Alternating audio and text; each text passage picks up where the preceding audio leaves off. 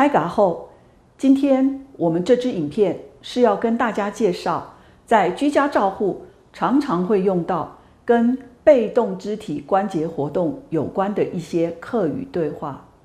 阿妹，你好。你好，今日无看到好无？很早的，不过几日的眠床当睡的，这当年越来越冇精神咧。嘿哦，眠床睡觉，血气流通歪合唔好，肌肉同骨节咩歪退化哦。嘿呀，一直到眠床当睡的，当艰苦，总吃到规身的骨头硬到疼痛唔得。这疼痛属脚筋骨切，我会先检查你嘅皮肤有红肿，也是伤口无。好，麻烦你咧。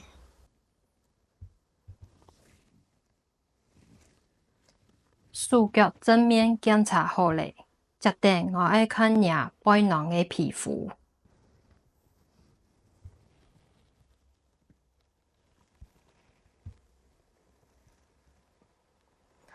看好咧，皮肤冇问题。哦好，因为先做手臂嘅运动，再过做脚臂嘅运动。好，麻烦你咯。假使我是太太你，也是动作嘅角度太太，唔吃到艰苦，爱随时拢来讲哦。好哦，什么你哦？我会配合你嘅情况调整出力同动作。好，假使我要艰苦，我要随时让你讲。接着，因来先做舒缓骨节。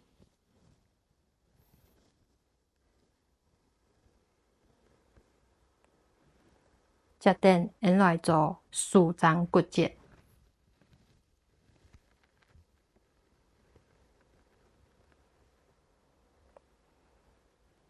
假使做得，因来做肩头骨节。转动的时节外痛，爱人来讲哦。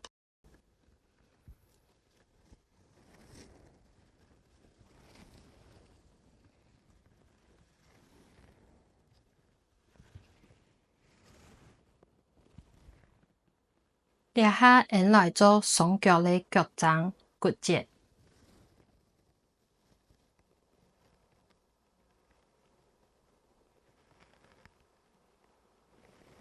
抓下唔自家停痛一下。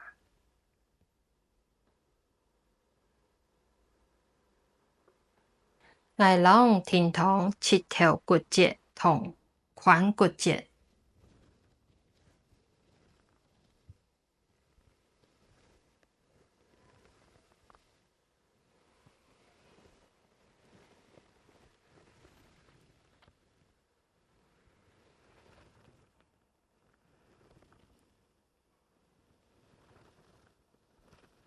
尽量多停痛，骨节暂外灵痛，肌肉马外看远。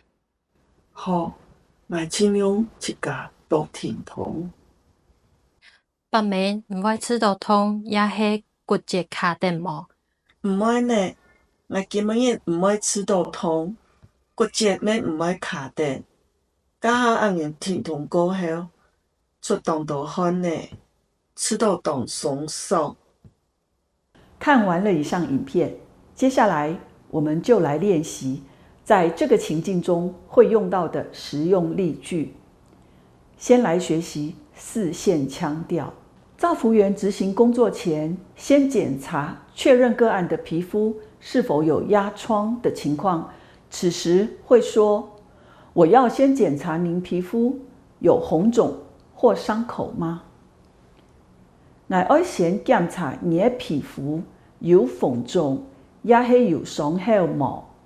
我要先检查你的皮肤有红肿，也是有伤口吗？照服员礼貌地告知个案进行关节活动的顺序与步骤，此时会说：“我们先做上肢的肢体运动，再做下肢的肢体运动。你先做手臂嘅运动，再个做脚臂嘅运动。你先做手臂嘅运动，十個組腳臂嘅運動。在關節活動過程中，照服員會觀察個案的身心狀況，並提醒個案：您覺得不舒服，要隨時跟我說。你吃到艱苦，要隨時攏愛講。你吃到艱苦，要隨時攏愛講。照服員也會確認個案的身體耐受度，來調整力道與動作。會說：我會配合您的情況，調整力道及動作。我會配合你的情況，調整出力同動作。我會配合你的情況，調整出力同動作。照服員鼓勵個案嘗試運動，不然會逐漸退化。會說：盡量多動，關節才會靈活，筋肉也會比較柔軟。輕量度停痛，骨節將會靈通，肌肉咪會較軟。輕量度停痛，骨節將會靈通，肌肉咪會較軟。接着，我們來學習海陸腔調。照服員執行工作前，先檢查確認個案的皮膚是否有壓瘡的情況。此時會說：我要先檢查您皮膚有紅腫或傷口嗎？我要先檢查你的皮膚有紅腫，也是有傷口嗎？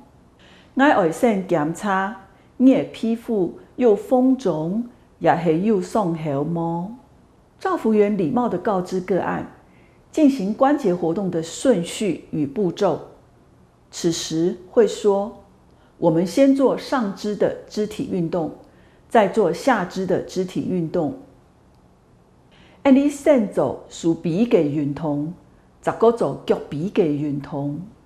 你先做手臂嘅運動，再做腳臂嘅運動。在關節活動過程中，照服員會觀察個案的身心狀況，並提醒個案：您覺得不舒服，要隨時跟我說。你吃到艱苦，要隨時攏愛講。你吃到艱苦，要隨時攏愛講。照服員也會確認個案的身體耐受度，來調整力道與動作。會說：我會配合您的情況，調整力道及動作。我會配合你的情況，調整出力老動作。我會配合你的情況，調整出力老動作。照服員鼓勵個案嘗試運動，不然會逐漸退化。會說：盡量多動，關節才會靈活，筋肉也會比較柔軟。輕量度停痛，骨節將會靈通，肌肉咪會較軟。輕量度停痛，骨節將會靈通，肌肉咪會較軟。以上就是今天的教學內容，大家記得多看幾遍，認真練習哦。